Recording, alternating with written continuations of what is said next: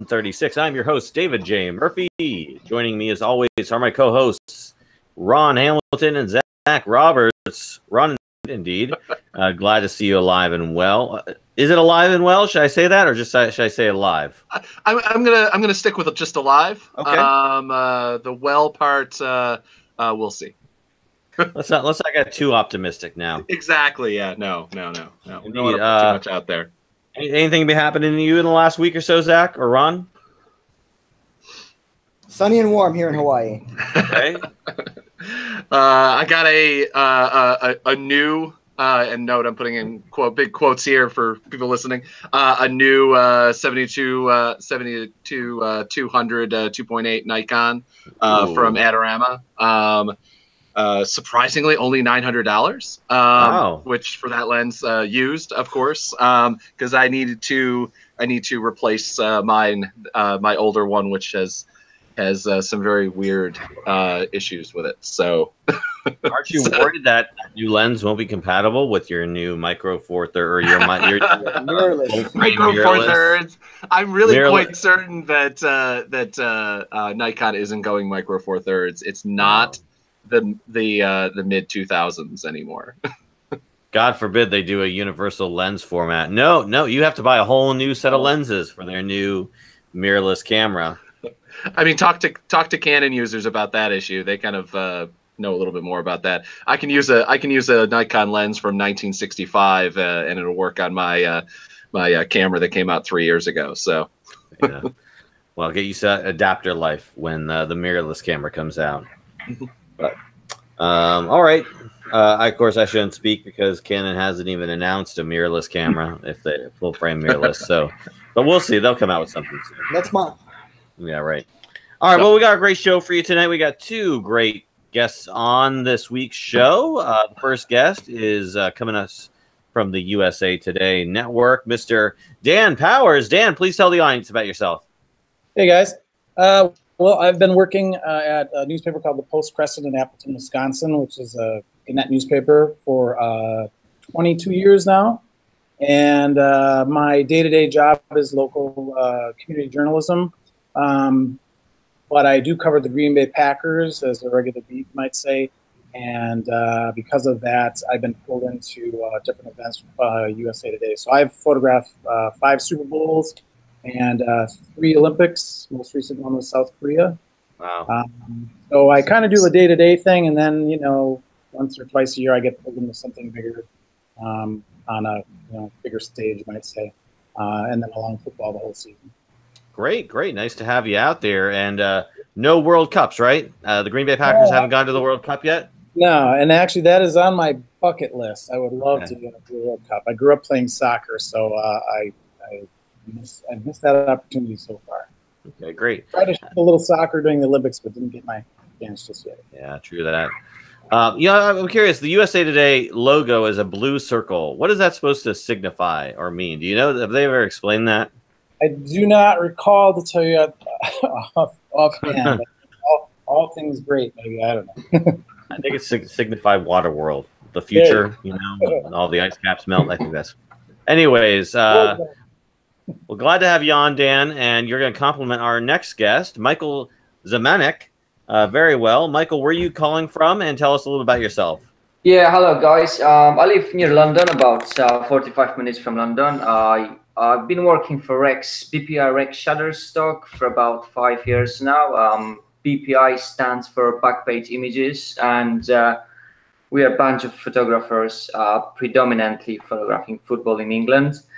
I work around London covering Tottenham, Chelsea, Arsenal, sometimes boxing events. This year I shoot for Shutterstock. I did World Cup in Russia. It was the second major tournament for me. Before I shoot Euros in France, that was 2016. And before that, I photographed some smaller tournaments. Everything is football based, basically, under 21s, under 20s, different countries. So yeah, a lot of traveling and shooting football. Yeah. Great, and let's clarify for audience, when he says football, of course, he's talking about soccer. He's talking about football. Or actual football. Yeah, it's as obviously they would soccer, say.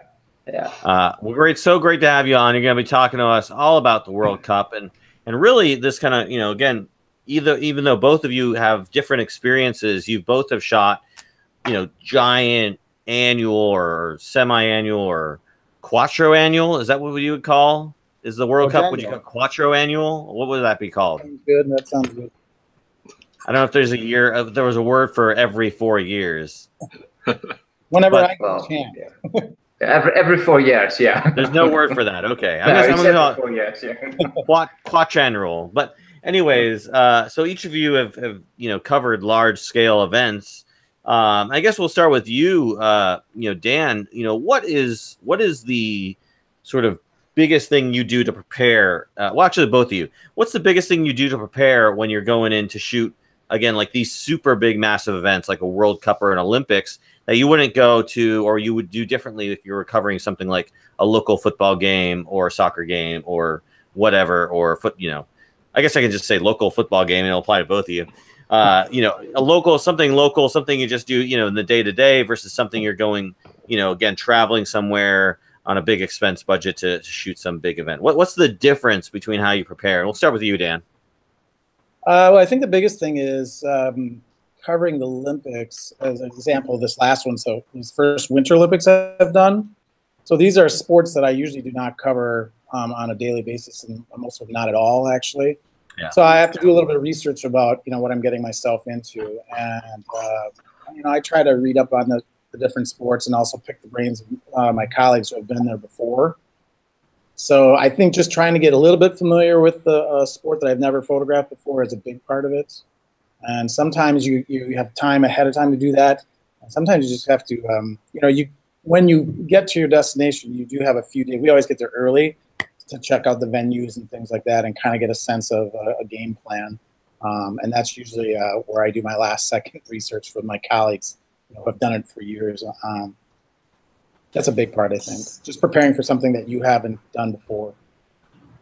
And the thing of it is what kind of it makes it intense is that it's not like you're going to, the local high school event that you've never photographed before. You're going to something you've never photographed before at the highest level. Yeah. So that makes it, I find it really exciting, and it keeps you on your toes, and you're all in, for better or for worse. Right. What about when it's like you said you've shot the Green Bay Packers, so you've shot them at the local football level, and also at the Super Bowl level? What's the difference there? Well, local sports, I'm sure Mike would say the same thing, is that, you've got much better access. I guess it depends on, the relationship to the team and stuff like that. But for the NFL, I believe each team's a little different, but you only have so much access at that level. There's a lot of times I actually like high school and college level better because, I get in the locker rooms and stuff like that. And I don't know, a lot of it, football is football to me. And I can get a lot more emotional type photos, behind the scenes, things that you don't normally get to see at the NFL level when you're shooting a local level. And I enjoy that part. And I miss that part of it when I'm shooting the NFL games. Okay. Take us in there, Michael, and talk to us about your experience shooting sort of the day-to-day soccer or football versus the big football at the World Cup. What's the difference there? Well, the main difference is that you're going to the place like Russia. You don't know much about the place, and most of the time in Russia I was working solo, and every day I was in a different city. Basically, the main challenge was to build up a plan for yourself, and then to execute that plan. So I started planning going to Russia in about October, November 2017. I was trying to link, basically how I'm gonna get to places. So all the flights has to be sorted. Then when you found out if your flights and that you're going to be able to get to the places on time, then you start sorting out accommodation, I had like Google Maps on my screen for like about 2 or 3 months all the time, trying to figure out which routes I'm gonna commute. You know, how I'm gonna get to the stadium, how I'm gonna get back to the hotel, and then get back to the airport. And the schedule was so tight that you really had to carefully look at everything, because if you're working like 20 days non-stop and if you're gonna miss one flight, this is gonna damage all your kind of plan. But yeah, so basically planning is essential. It's very, actually I found planning very creative, because it's very interesting, you know, how much detail you have to put into your planning to get everything work perfectly. For example, in Russia, you know, there were days when you were like sleeping almost nothing. There was like, you know, you're looking at your schedule and you're looking at, it's like, bloody hell, it's like 13th day of work non-stop, and today I've got like 1 hour in a hotel, so it's going to be like quick shower and calling a taxi and going back to the airport. So planning is essential, and luckily for us, everything worked very well. And I think that's the main difference of doing a major event from, you know, what I'm doing on the daily basis, where I know where I'm going, where I can expect, where I'm gonna park, how I'm gonna get to the media entrance, etc., etc. If you're going to major events, there is lots of question marks, and the planning is essential. As much work as you're gonna put before going to the tournament, you know, it's all going to benefit you when you're there. So yeah, that would be it really, the planning. Yeah, there's a lot of planning that has to go into everything like that. Dan, did you shoot the Winter Olympics in Russia by chance? I was actually scheduled to do that, and I had I tore my rotator cuff, and I had to have surgery. Oh no! Yeah, about 2 months before that, took a spill at a Packer game of all things, and Oh man! Yeah, I didn't get to go. I was going to go as an editor. They gave me that option. Yeah. But I needed to rehab, so I couldn't go. But, Oh man! What Michael said, that's the difference. You know, like when I went to these things, I was part of a team of like 20 some photographers, 15, 20 of us, and so you know he's working a lot harder than I am as regards as far as getting to places and planning and that, because you know our stuff is a little bit planned out for us. I just have to make it to the plane. Yeah. And when I get there, it's all kind of set up for me. And once we're there, you know, someone goes to shoot a specific event, like for Michael, if it's a specific stadium, I may have had a colleague that shot that the day before, and I can tap into that a little bit, whereas he, you know, he's on his own. Yeah. The lack of sleep, though, that is mutual. Indeed. Michael's feeling the lack of sleep right now because it's like 2 a.m. over there where he's. No, it's fine. I'm pretty much awake now. But that's what Dan said is very interesting. Like when companies like when like big companies like working on those big events, they people doesn't travel a lot really. It's just like I think there were during the World Cup there were a couple of photographers like me who were like working like non-stop basically. It's like yeah, if you could photograph 25 games, you were going for it. It's just like, you know, it's hard work, but you know, some people, you know, it's kind of element I like. You know, I like being involved, and also working for the companies I do work. You know, I got that opportunity. I can really just kind of go for it properly. So yeah. Ron, you ever shoot any big sporting events there in Hawaii? And Ron's muted. And I'll let Ron get unmuted before I. All right. I was just saying, no, I've nothing big. Local stuff, high school stuff is about as best I've ever done. College stuff, I guess I did a college game a couple of times like that. A lot of high school stuff. When I was working for the paper, we didn't have the Pro Bowl here in Hawaii. Otherwise, I might have got a chance to go over there. But no, nothing big. Small stuff. But I agree with what they're saying. It's a lot better to, you know, have access where you can get on the bench with the team. You can talk to the kids, get the names of you know you got your numbers. Yeah. Shooting who's that kid I just shot? What's his name? It's nice to have that access. Yeah. And Zach, I don't know if there are too many protests outside of major sporting events, except for probably the Olympics in Brazil. There actually are often protests outside of them. I know there were protests outside the Olympics in Brazil. I don't know if there are protests at every Olympics, but I'm sure there are. I have. There's always something to protest. I mean, come on. But I weirdly that's sporting events. I've only covered the final game of the state's basketball championship in New York. Yeah. It's literally it, and that was because a cousin was playing it.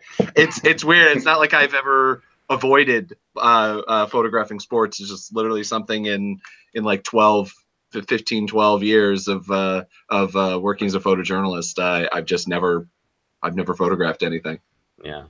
If somebody hired you to shoot an Olympics and there were super massive protests going outside of it, how tempted would you be to like shoot the protests?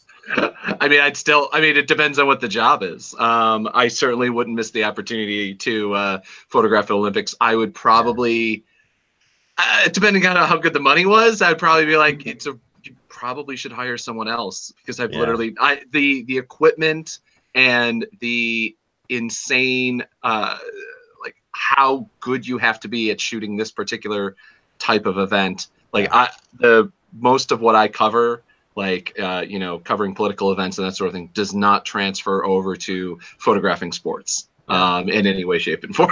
Right. The guys that do that, you guys are amazing. I would love to do it, but it's kind of outside of my range without some year of practicing on lower level events and that sort of thing. You can almost correlate the shooting the Olympics as the Olympics of shooting sports photography, right? And like you have to be on top of your game. You have to be the best of the best to shoot the Olympics, right? They're not just going to send some first string brand new guy out there. They're going to send the super duper experienced guy, right? Well, I mean, everybody's got to start somewhere, you know. I mean, Zach, when I got back from South Korea, my first assignment was a girls' state high school basketball tournament right after. But yeah, I mean, you have to be. It's very competitive, as Michael will tell you, and you have to be on, at all times, bring your A game. It's like for us, it's a tryout because we're a bigger company and you want to do well every day because you want to come back. I mean. After I did the first one, one of the staff photographers at USA Today, she asked me, she goes, I bet you what's going to happen is you're going to say you'll never do this again because you'll be levels of tiredness that you've never reached before. And then when you get home, probably 15 minutes after you land, if someone were to ask you, would you do it again? You're like, yep, I'll do it again. Yep. There's some insanity to it as far as the energy that you put into it and how draining it can be, but it's just so much. I find it to be a lot of fun. Stressful, but a lot of fun, and I'd never pass up that opportunity if I ever did it again. And would that be the same for you, Michael, in terms of not only the stress and the fun, but also is it something to where you need to have certain qualifications before they're going to send you out to shoot a World Cup? It's supposed to be like that. When I started out, let's say, if someone would tell me like during my first few years, like, Michael, would you like to go and photograph World Cup for us? I would probably ask myself if I want to go, if my knowledge of this sport and my level of photography is on the proper level. Unfortunately, there are lots of people involved in the tournament on the photography side, which shouldn't be on the tournament. I might sound a little bit unfair to those people. You might think, I'm a little bit unfair in general saying this, but in Russia, especially in Moscow, in St. Petersburg, we experience a lot of photographers which basically waste space. You could see lots of people Facebooking, tweeting stuff live from games, just not being focused on the game. But I don't know. I think that's a problem which we're having in all sorts of photography business. But I think like Olympics or World Cup, it should be tournament where you really have the best photographers or at least people who knows what they're doing. It's it's fun, it's hard work and everything like that. But if you see some of your colleagues who does those jobs for 20, 30 years and they cannot get a pass for a game, you got a feeling something is wrong. But you know, it's all those organizations, FIFA or whoever does the Olympics, who allowing those people to get in. I understand that some people, you know, well, I don't want to sound unfair. It's a big event, big tournament, and you know, the people should be selected more carefully, you know. So yeah, that's my point of view on this, you know. So yeah. What was the other question? Sorry. Exciting, and I think you know, like you were saying, you know, you're extremely busy. You know, it's like it's such what wears you down to the bone. But then you get done with it, and you're like, all right, let's get back out there and shoot the next World Cup or something like that. Yeah. I think that there's definitely, you know, there's good feeling when you're getting the good pictures. You know, when you know, it's very difficult to get something exclusive because you've got like 100 photographers pitch almost every game, and at least, you know, 70 of those guys are like, you know, top people in the business, really. So it's really hard to get exclusive, but you know, it's just like if. And they're doing selfies, right? No. Well, maybe, you know, after everything, but you know, those events, they gives you a really unique opportunity to really get portfolio pictures like almost every time, because you've got everything perfect, well, almost perfect. Like you've got like best players, best competitors, you know, everyone trying like 100%. So you've got like action all the time, great pictures just coming just like that. It's just beautiful, you know. The backdrops, you've got like stands fill up with fans, like everything is almost perfect for the pictures, you know. Access is like, you know, access is not easy because you have to stick with the rules. Basically, there's no working around the rules with FIFA and all those big tournaments. You have to sit in your place for 90 minutes. You cannot move. Wow. You know, if there are any celebrations going left or right, some crazy stuff, you just have to, you know, keep your bum on the seat. You cannot go because you're going to be told off or something now if you're going to go beyond the rules. But you know, with experience, I'm kind of learning that living with the rules is easier than kind of, you know, just going beyond the rules, you know. So if you're going to stick with the rules and just photograph what you can from your seat, it's enough. It's enough to get great stuff. So yeah, definitely next World Cup in 4 years time, I'm just I'm on it. It shouldn't be that difficult as Russia, so it should be much easier in Qatar. Yeah. Is this your first World Cup, or have you shot World Cups before? I did. That was my first World Cup. 2 years ago, I photographed Euros in France, 2016. So yeah, it wasn't that busy as this gig. Yeah. And explain to me how the World Cup works in terms of shooting it as an event. Are there like multiple games going on at the same time, or is it one stadium, one game at a time? Yeah, well, you have one game at the certain stadium at the time, but you have like 3-4 games a day. So we had a 3 photographers assigned to this tournament. But for me, one photographer basically could work on the one game a day. So you can only do one game a day. Yeah, you can do only 3 to 4. Yeah, they were 3-4 games, but it was, you know, if one game started like 1 in the afternoon and the other one, the kickoff was 8, you know, for you as a photographer, it was impossible to get from, you know, Sochi to Moscow in like 2-3 hours, because it's just distances, the flights, everything. You could only shoot one game a day. Oh wow! So the games are that far apart. Yeah, Russia is a massive country. It's like United States. You know, it's just you have to get a plane and just get from one place to another. So otherwise, you know, there were chances you could drive from certain cities to. You could drive or take a train, but I was flying. I did 38 flights. Oh my God! And I was 35 days. So 35 days in Russia, 38 flights. Wow. So it was mega busy, yeah. So you did 38 flights in 35 days. Yes, that's what I did, yeah. Oh, like cow! So you were doing multiple flights in certain days. Yeah, there were those over stops, yeah, where I had to change the plane. But yeah, in total was 38 flights. Yeah. Were you flying to capture a different game on the same day, or different games at different days? So like it was like I did 23 games. So yeah, it was like I think I worked for the first 16 or 17 days, I worked non-stop, and then I had day off, which was basically flying from one city to another. But that was day off, so I didn't have to work. It was nice. Yeah.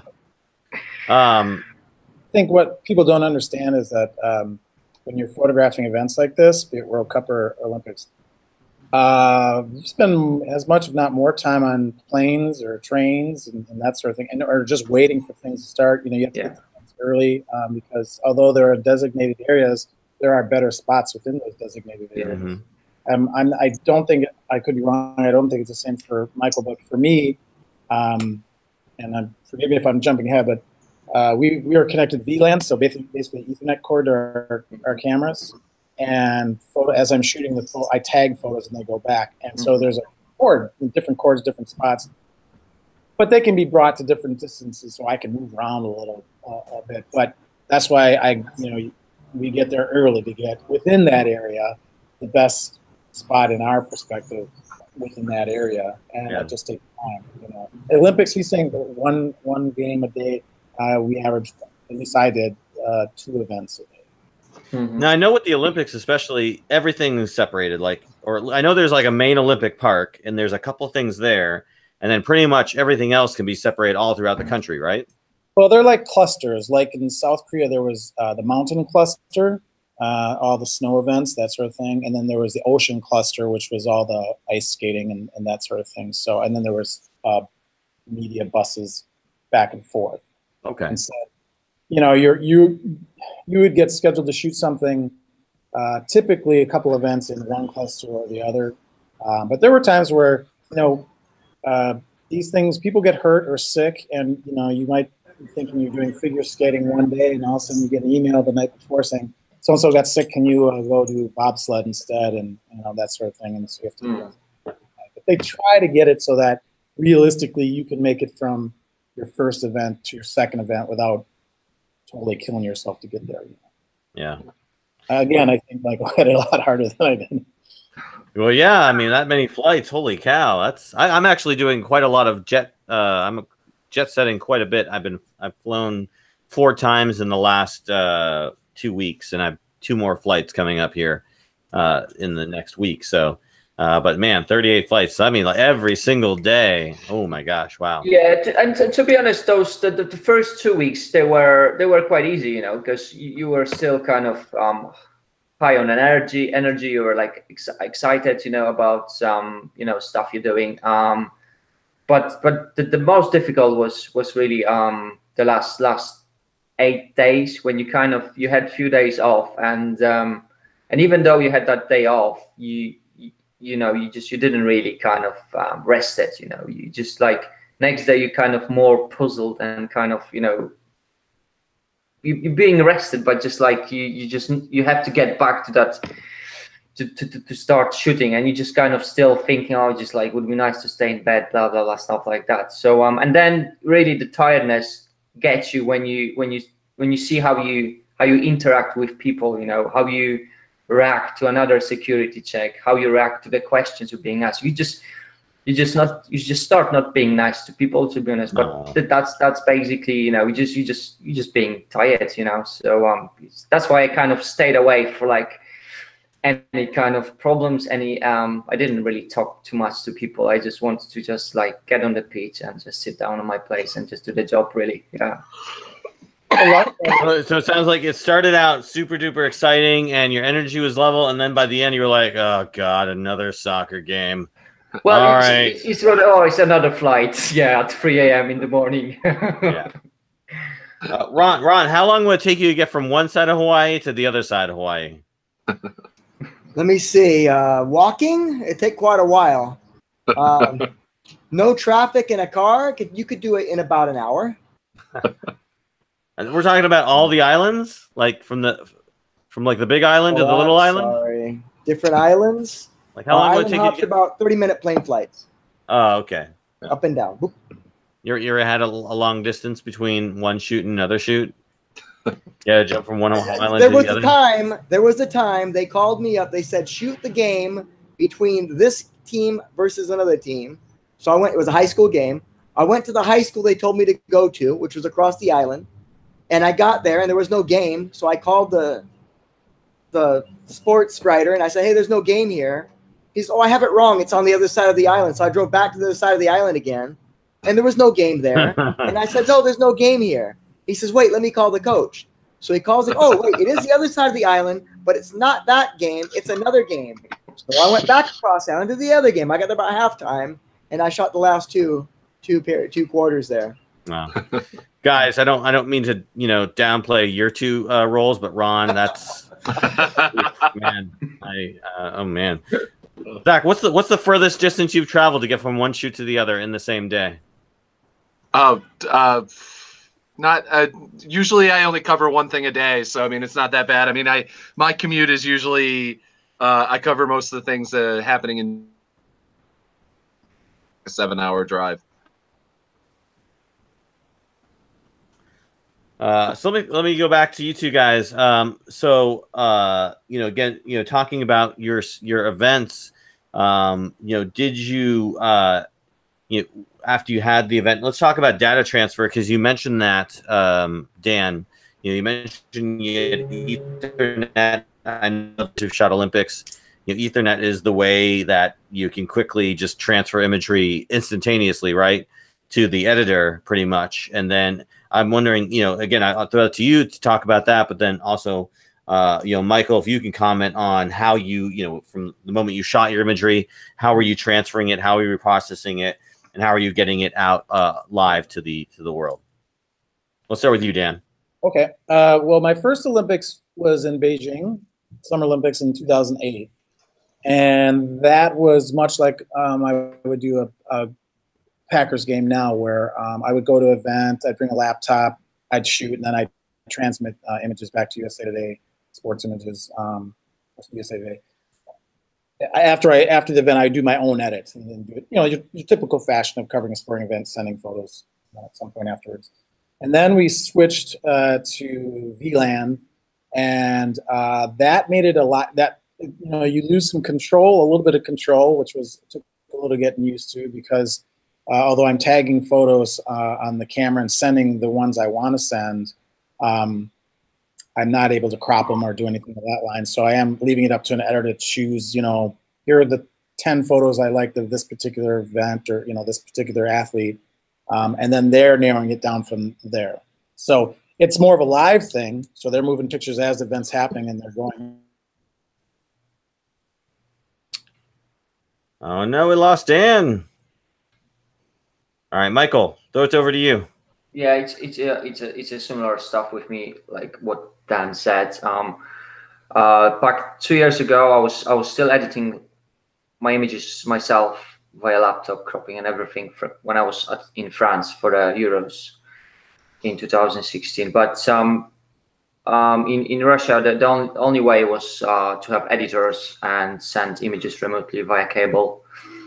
So it's just because there was no time for doing any second edits, or right. even like editing live from the game.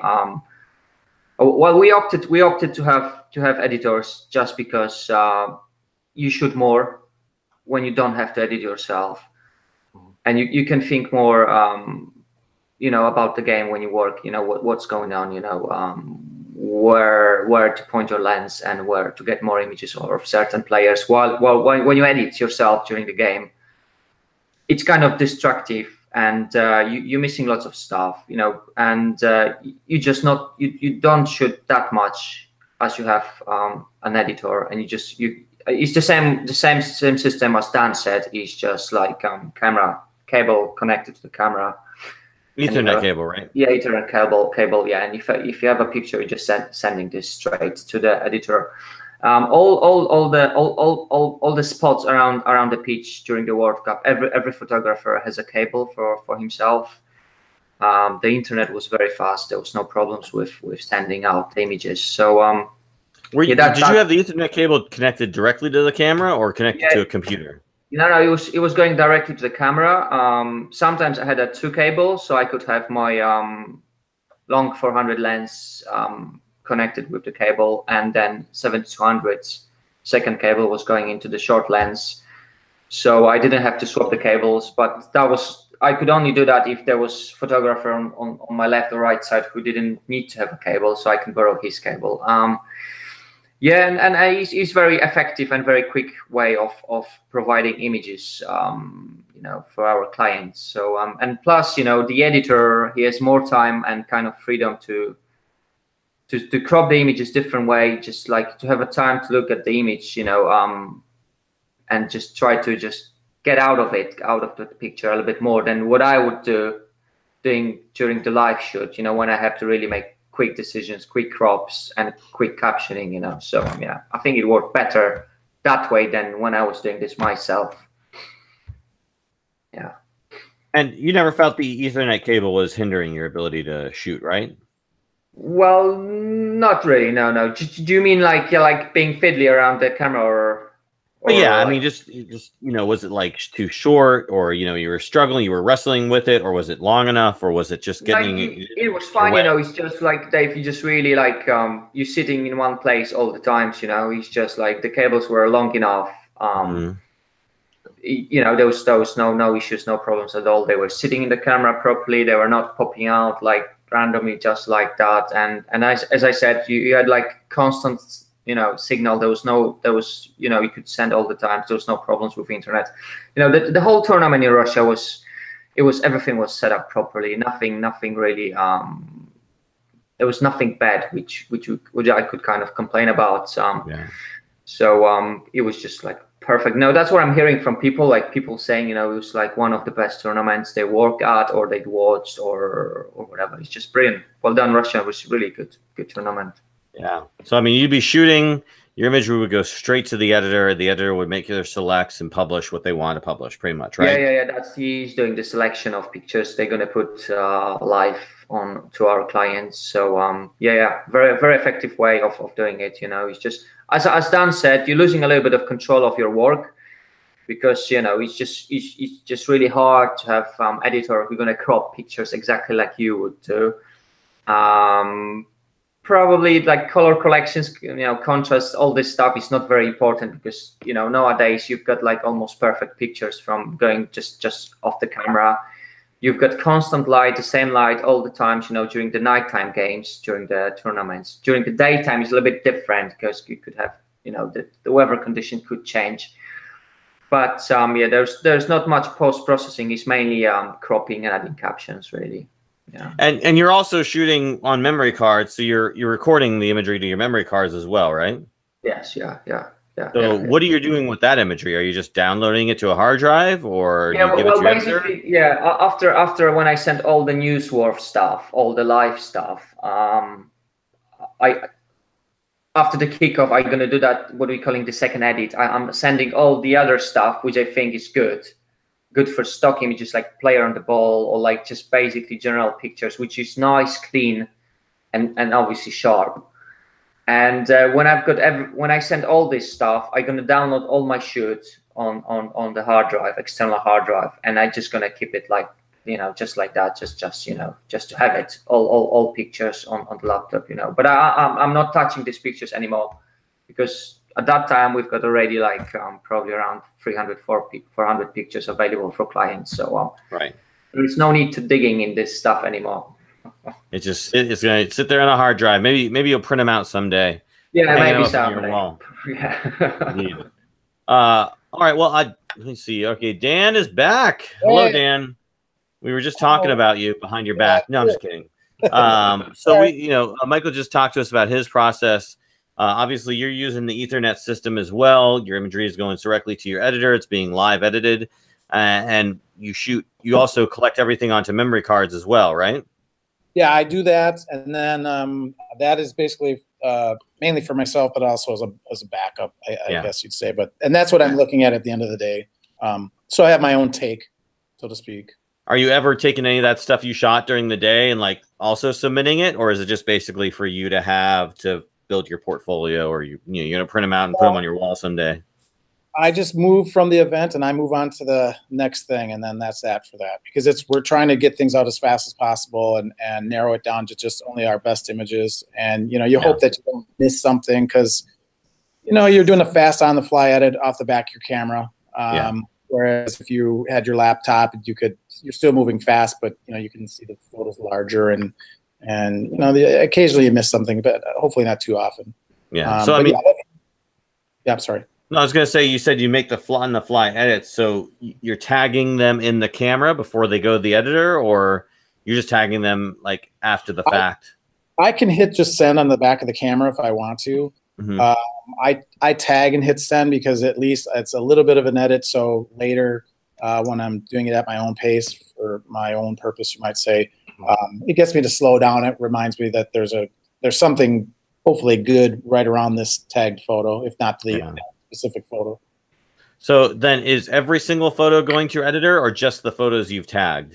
For the Olympics, it's just what we tag. So like we have some control over our take. For the last Super Bowl I did, that was the Patriots against Atlanta, where the Patriots had the big comeback thing. And that was a live take. So every time I hit the button, it popped up on the editor's screen. And I felt bad for that editor. It was a very exciting game. And, you're working 3-4 cameras. And, we did have a point where I noticed at halftime that my camera was not sending the photos. Oh. They have cards. So my runner, we each had a runner. I noticed that it was acting off, and it turned out that the system went down. Oh. Shifted immediately from using that to actually running cards back to them. Wow. And luckily, it was noticed during halftime. The old-fashioned way.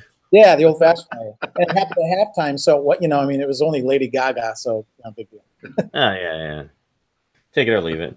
Yeah. Man, I wonder how they did things in the old film days, where they Russian film rolls back and forth. Yeah, that was crazy. Very exciting. Yeah. But that brings up a good point, and obviously, you were shooting everything live, or you're making selects. That gives you a little bit of editorial control. Mm-hmm. But again, you're never gonna. Besides maybe looking at those photographs after the fact when you get home, you're not really ever looking at those photographs again on your hard drive. They're just there as a backup. No, I go back and edit, and I like to make a take of my own of what I feel is my best work from that event. Yeah. To have set. I don't want to just leave it as this 16-day massive shoot. So I force myself at the end of each day. One of the things that I do a little bit at the Super Bowl, but mainly at the Olympics, is I was also writing because I work out of a small community, and so I was trying to bring the Olympics back to them, but from a perspective of someone who's from their community. So I was writing about my experience each time and using photos to go with that. So actually what I would do is I would do my whole day. I would shoot everything, and then I would either stick around at the venue, or I go back to my room, or we had an office there, and then I would write an article, edit my photos, and pick a few to go with that, and send it back to my newspaper separately, and they would use that. Nice. So, all right, they thought I was crazy because I wouldn't go back to my room right away. But. Yeah. So 2 last questions for you guys. What camera did you use and why? And how many photographs did you take at your big event at the end of it? Like how many photos do you take total? Let's start with you, Michael. Well, I think, nowadays we've got two big companies, 2 brands, which we use to Panasonic and Sony. Yeah. Yeah. And Fuji as well. Yeah. It's obviously it's Nikon and Canon. Well, when I started out, I was basically checking out what my colleagues doing, what equipment they're using, because when I started out, to be honest, I didn't know much about the equipment. So yeah, that's how I was influenced to start kind of collecting Canon lenses and cameras. And basically, I've got 4 bodies. That's what I had for Russia. It was 4 bodies. It was 6 lenses, a flash, a monopod, and a laptop, basically. And And yeah. That's what I have. That's what I use. Yeah. Canon. All right. And how many images did you shoot? I think I shoot quite a lot. It always depends on the game. If you have a good game like Portugal versus Spain, which you have Ronaldo, Costa, all those big players, I think I shoot like around 2,000 images, but that was edited down to 400, which was still a lot because I think average we were doing 200 between 200 and 300 images a game. So as I said, you can have a game where if you're going to end up with 100 good pictures, or 80 good pictures, that's maximum, But with the World Cup, you have to overshoot a little bit because you just don't know what's going to happen. It could be a tackle, it could be tackle could end up with nothing. Could be a story for next day because of something like referee keeping the wrong decision, stuff like that. So you have to shoot, but that's fine. Yeah, that's what we do. So over 23 games, you shot what, like 30,000, 30, 40, 35,000 images? Yeah, probably I like that. Like something like that. I never kind of look at the statistics. My statistics this way is just like average is like 200, 300, between 200 and 300 edited pictures. Available for clients almost immediately. Yeah. So still about 4,000 images if you're talking about all the games combined. Yeah. It's like that's so. Yeah. And how about you, Dan? What camera and how many images? I shoot with Canon 1DX Mark IIs, and I brought for Olympics anyways 3. Canon was really nice to me. They basically I shoot Canon at my newspaper. But they reached out to me and asked me, give us a wish list, and I gave them a list, and they shipped it to me, and I used their stuff, which was cool. But I think I brought everything from my main lens was actually the 2 to 400. That's just an awesome lens for those venues because of the light. There's plenty of light there, and then there's times where I would check out a 600 f4. I prefer fixed lenses. I just like the look of the image a little better than that, but. I brought everything from fisheye all the way to 600 was used, I guess, about the thing. And as far as images goes, I do remember, I just can't remember which Olympic event it was. There was actually one event, because I was there all day long. I want to say it was something like fencing, and we were not only were we covering the United States, but we were covering China because they were like a client.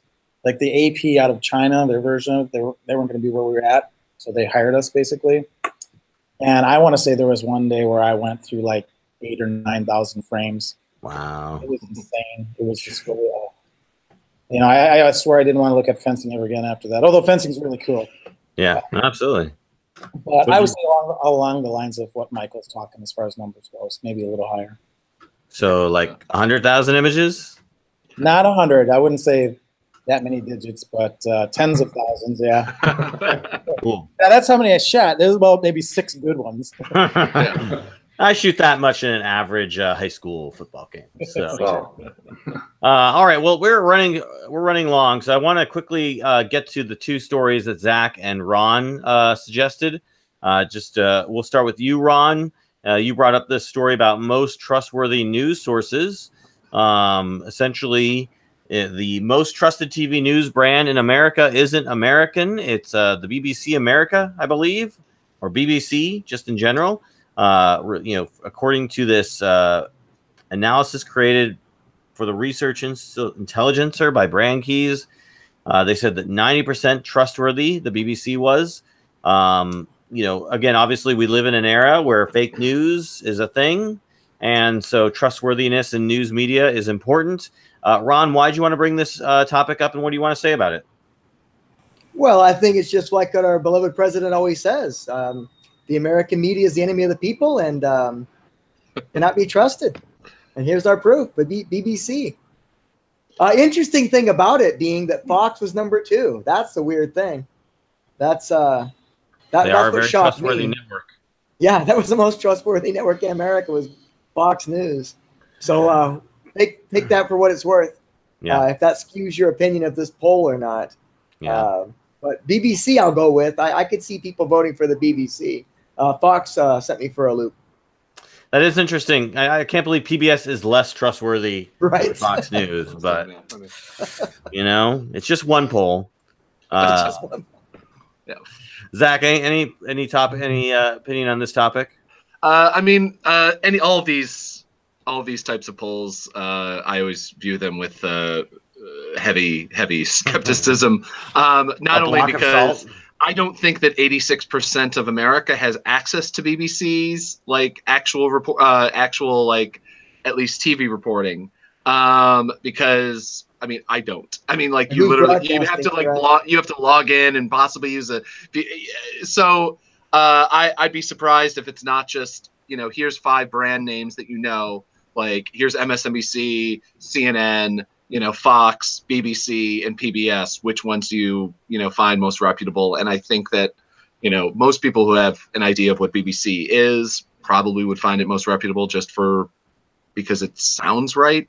And then after that, kind of everything else ends up always being like, well, what's the brand that you trust? You know, I mean, I would say that MSNBC is more reputable than Fox, but that's on a heavy weighted scale. That's because you're a communist. I'm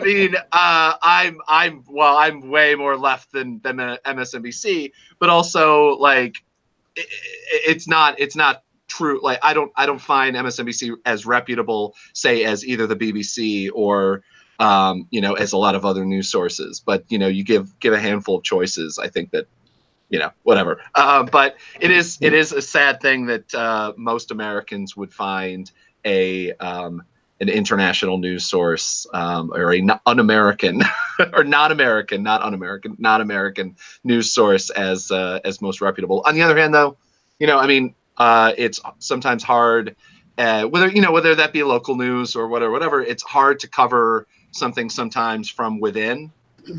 So, you know, it's very easy. Like when I did work for BBC television, it was very easy to do, you know, work, you know, if it was about an international news story, if it was something about Britain, you know, you don't have like any of the allegiances that, you know, might play into your reporting. And also you don't have to worry about things as much. I mean, like, well, you know, how is this going to play? It's like, I don't even know if I talk about certain politicians' names. I know about British politicians, but I don't know how it's going to play within the BBC audience the way that, say, if I'm going to do a piece for MSNBC, I know if I talk about this politician in a certain way, people might turn off. You know, if I'm skeptical about Hillary Clinton's, you know, whatever, people may turn off or something like that. And sometimes, you know, that sometimes plays when you're writing a script or something like that for a news piece. That sometimes play on how you do wording.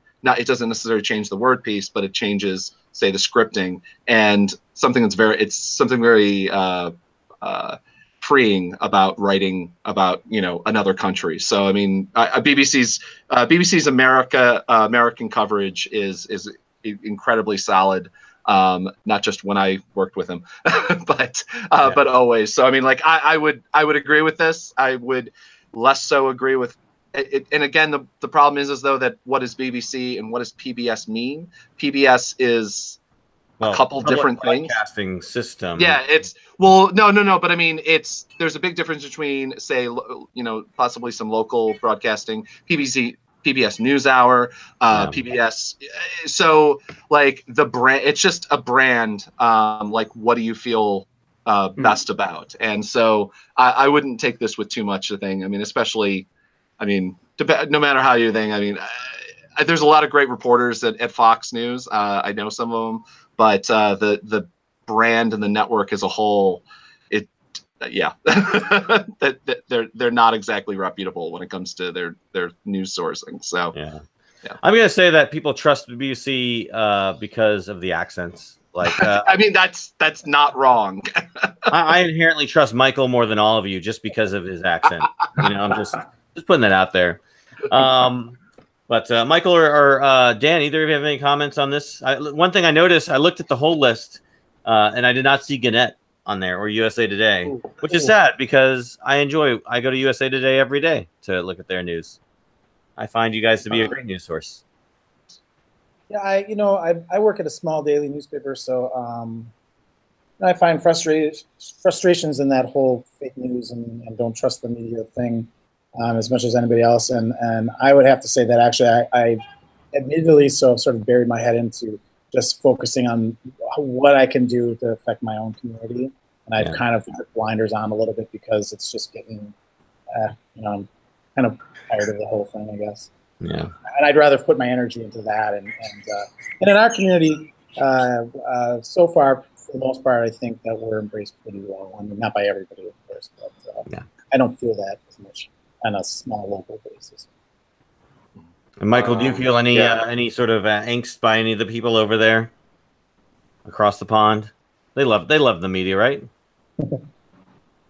Well, to be honest, I've stopped kind of following news and most of the stuff which is going on in the television about 10 years ago, if not further than that. We don't have a television at home at all, to be honest. My main source of information news is radio now, and there are two stations. It's like Talk Sport and BBC Sports Live. So I'm kind of having a much more positive life, happy life without TV and without news. It's just I think it's for the best. Yeah, I think it's the whole thing with that fake news, and I think it's a quality of journalism nowadays is just a little bit, it's just too negative, to be honest, and it's sad, to be honest. Sad as well. It's just I prefer to stay away from it. Sometimes you can't, but if you can, then just like I prefer not to be involved in certain kind of. Yeah, that's why I enjoy working at a smaller daily paper. It's a little bit more about this part of the world kind of thing. And I agree that the negativity and all that, it's frustrating. And so, again, I that's the advantage, I guess, of working at a small paper that I can focus on. And I see these people I know, and I live amongst them, so to speak. I prefer that. So. Not trying to dodge your question. No worries. Well, as visual journalists in our career field, we're all loaded down with cash. I mean, I know I personally have, just thousands and thousands of just spare thousands of dollars just sitting around. And I figure if you got 30,000 spare euros, or as I did the math, 35,000 or so US dollars, you can spend it to improve your creative documentary and photojournalism. With a 1-year Magnum Photos and Spios, I'm probably spelling that wrong, course. So this was a story you brought up, Zach. So tell us a little bit about this and why what do you want to talk about it? One of the things I found interesting, I'm on a couple different photojournalism Facebook groups, and people always post these sorts of things, which basically they're not usually meant for. Like at this price point, they're realistically not really meant for actual photojournalists, because as somebody made a joke and be like, I doubt that barely any of the working Magnum photojournalists could actually afford this course. Because I mean, $35,000 for 1 year of I mean, it says accredited 1-year course, but I mean, it's not, this is the big difference between saying go to like Mizzou or something like that, where this is also potentially leads into I believe it was unpaid internship with Magnum Photo if you could be selected. So it's kind of a lot of what's, I would say, wrong with what the photojournalism kind of education world is kind of turning into. And I mean, I don't want to go so far as to say kind of like what Magnum has started turning into. I mean, we've had different shows about kind of them profiteering to some level off of this sort of stuff before. But it's just kind of yet another story of kind of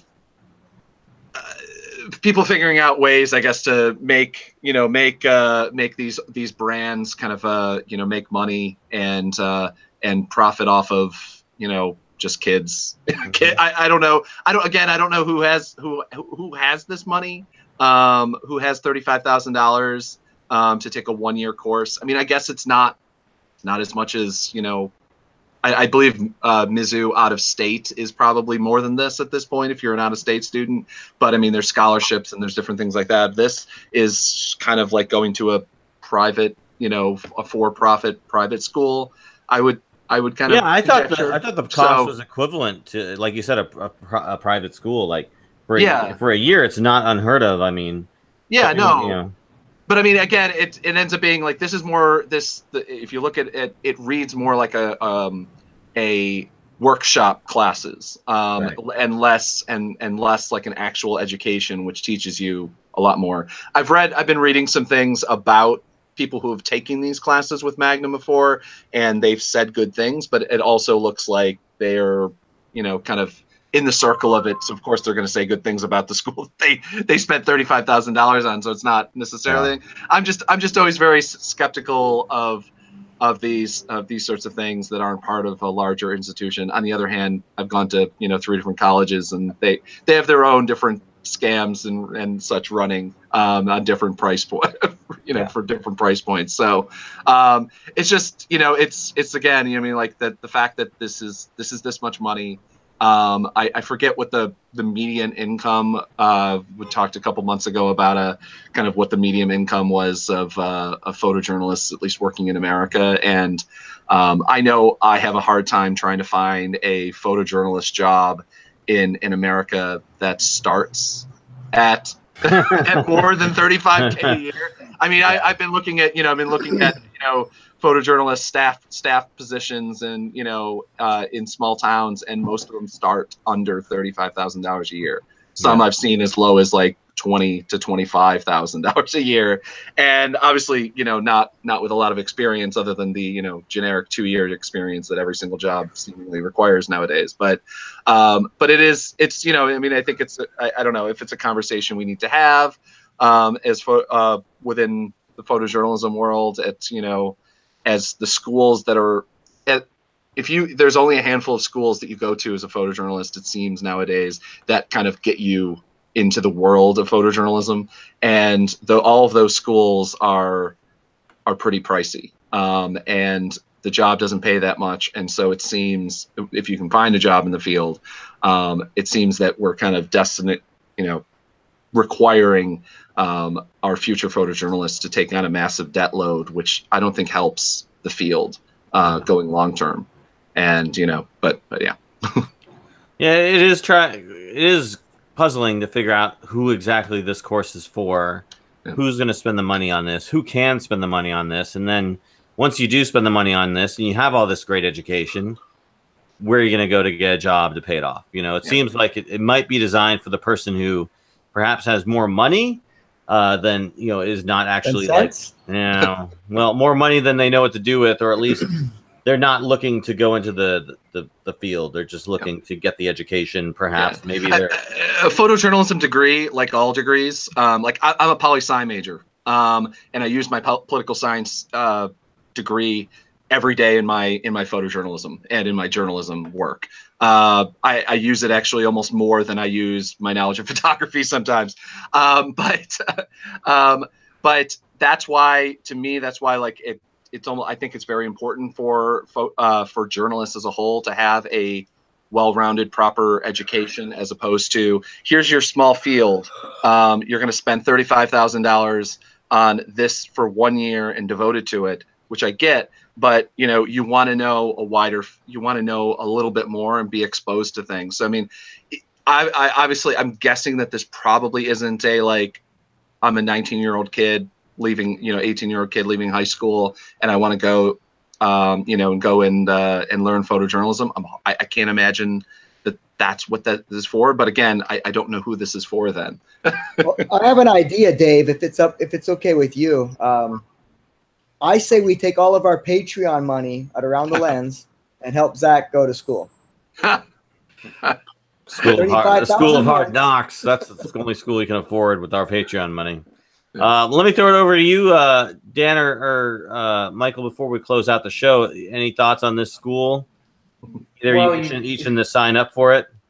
My first thought is just it's just a way of Magnum making some bucks. Basically, it's directed to people with money, with wealthy parents, with people who are under huge influence from like how the Magnum agency was years before, and who work for them, and who maybe want to kind of touch a little bit of this kind of legendary agency, and they have the money they have the money to pay to be there for like certain amount of time, and to be kind of dealing with those, hopefully with those famous photographers, some of them still being with us. I cannot see anything else, and I don't think those people who are going to go on that course, they will ever end up between people doing this job on the daily basis, basically, because they don't have to work. Basically, probably if you're spending 35 grand on a course, you're not looking to work for less than that, isn't it? Like, yeah. So I'd agree with. I'd like to show up for the class with my cell phone and say, "Make me great." Yeah. They'll be like, okay, go spend another $30,000 on camera equipment, and then come right back. Yeah. Dan, you were gonna say? I was to say I tend to agree with Michael on that, and also, did you mention at the end there that it gives you the opportunity to do an unpaid internship? I heard that. I don't want to be fake news here. That's what somebody in the comments on one of these discussion threads had said, that Magnum offers you may be selected for an unpaid internship afterwards. Yeah. I love that. You may win the opportunity not to get paid to work for us. Congratulations. Well, I won't comment on it unless it was an actual thing then. So. Yeah, no, I totally understand. Yeah. I'm trying to find any info, but yeah. What's great about all this is that you can really get a great story about the homeless, because you'll be living and working with them, and be right there with them. Talk about great homeless coverage. You'll be right there in the thick of it. But anyways, yeah. So we're all being pessimistic about this. I'm sure it's a great course, and if anyone from this company, from either of these companies, want to send a member of Around the Lens to experience the course firsthand, I'll be happy to go. Come on the show and talk about it. Come on the show and tell us how great it was. They can come on the show if they offer a tuition, full tuition, full sale, whatever, full ride to this course for Zach for 1 year. And Zach can then talk about it. He can do you week by week and talk about what he's learning. It'd be great. Great content for the show. So we'll be standing by for that call. Anyways, that's going to complete our show this week. I want to get Michael off so he can go to bed, and get the rest of the team out of here. And we got, we started a little bit late. So again, I want to thank you so much, Dan and Michael, for being on the show. Is there anything you want to throw out, Dan? Anything you want us to check out, either yourself or your company? Websites? No, I'm good. I mean, I don't really have a website or anything like that. I just kind of do my daily thing at the paper.